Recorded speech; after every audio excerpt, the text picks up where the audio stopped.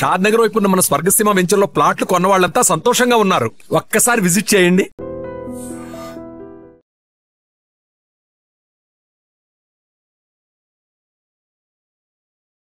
కొన్ని ప్రమాద ఘటనలు చూస్తే మనస్సు చలించిపోతుంది. అయ్యో, ఇంతలోనే అంత ప్రమాదమా?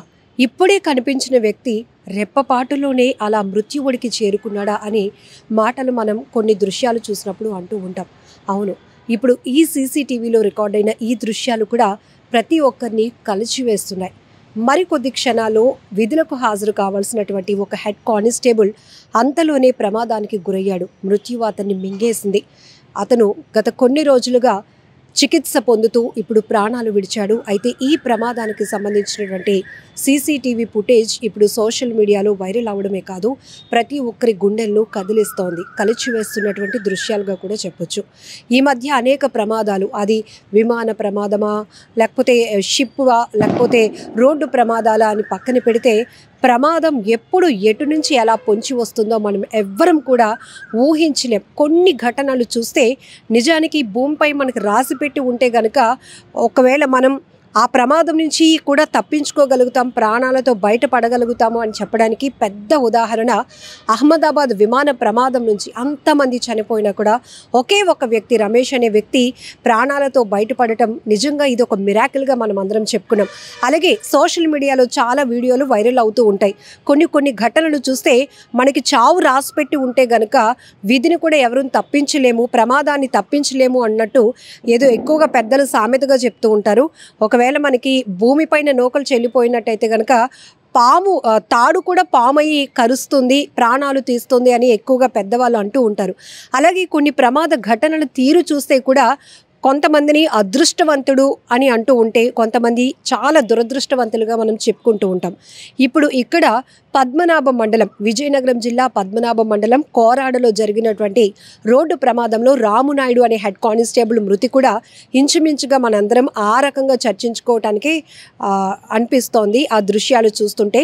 మరి కాసేపట్లో విధులకు హాజరు అవ్వాల్సినటువంటి అతను హెడ్ కానిస్టేబుల్ రామునాయుడు అంతలోనే ప్రమాదానికి గురై రోడ్డు ప్రమాదంలో ఆయన ప్రాణాలు పోగొట్టుకున్నటువంటి పరిస్థితి ఈ సీసీటీవీలో చూస్తే గనక ఇక్కడ కొంతమంది పోలీసులు నిలబడి ఉంటారు.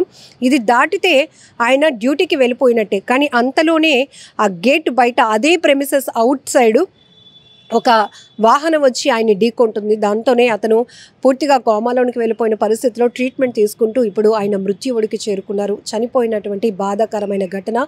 ఈయన చింతల వలసలో ఉన్నటువంటి ఏపీఎస్పీ బెటాలియన్లో హెడ్ కానిస్టేబుల్గా పనిచేస్తున్నారు. సో ఆయన విధులకు హాజరవుతున్న క్రమంలోనే రోడ్డుపై జరిగినటువంటి ప్రమాదంలో ఆయన ప్రాణాలు కోల్పోవటం చాలా బాధాకరం. అయితే ఈ ఘటనకు సంబంధించి, ఈ హృదయ విదారకరమైన ఘటనకు సంబంధించినటువంటి సీసీటీవీ ఫుటేజ్ చూస్తే కనుక అంతలోనే అది నిర్లక్ష్యం అనుకోవాలా, దురదృష్టం అనుకోవాలా, అనేక రకాలుగా మనం మాట్లాడుకోవచ్చు. కానీ అతను క్రాస్ చేస్తూ అటు రోడ్డు వైపు చూసుకోలేని పరిస్థితి. ఒకవేళ హెల్మెట్ ఉండుంటే కనుక కిందన పడిపోయినా బలమైన గాయాలు జరిగినా కూడా ప్రాణాలతో బయటపడడానికి అవకాశం ఉంటుందేమో. కొన్ని చోట్ల హెల్మెట్లు పెట్టుకున్నా ఇంకా ఆ ప్రమాదాన్ని ఎవరు తప్పించలేరు. దాన్ని మనం విశ్లేషించుకోవడం కంటే ముందుగా మనం భద్రత దృష్ట్యా ఆలోచన చేసుకొని మనం ఆ ఏర్పాట్లలో ఉంటే బెటరు అనిపిస్తూ ఉంటుంది. పోలీసులు కూడా ఆ రకంగానే చెప్తూ ఉంటారు.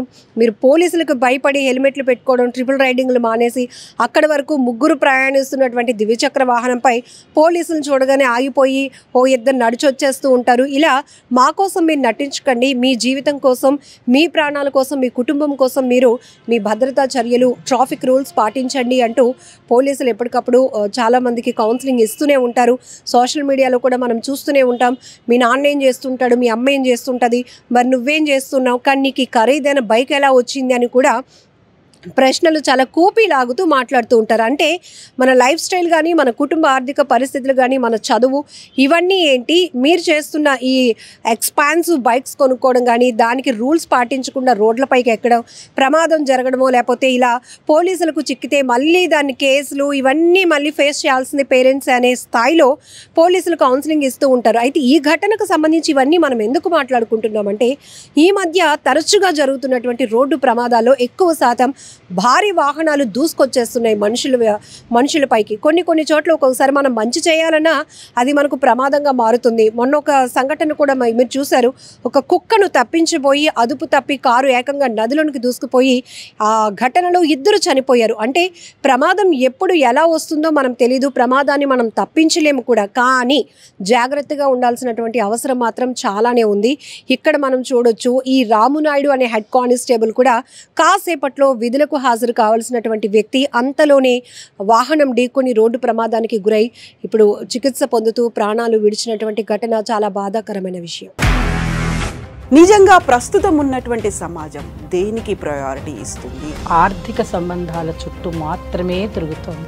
మళ్ళీ ఎన్నికలంగానే చాలా విరక్తి కలుగుతున్నాం. మంచి అనిపిస్తుంది కదా, లేడీస్ కూడా ఛాలెంజింగ్ జాబ్స్ చేసినప్పుడు చాలా బాగుంటది. ఫుడ్ డెలివరీ ఇవ్వటానికి వెళ్ళినటువంటి డెలివరీ బాయ్ అనిల్ పై కళ్ళ ముందు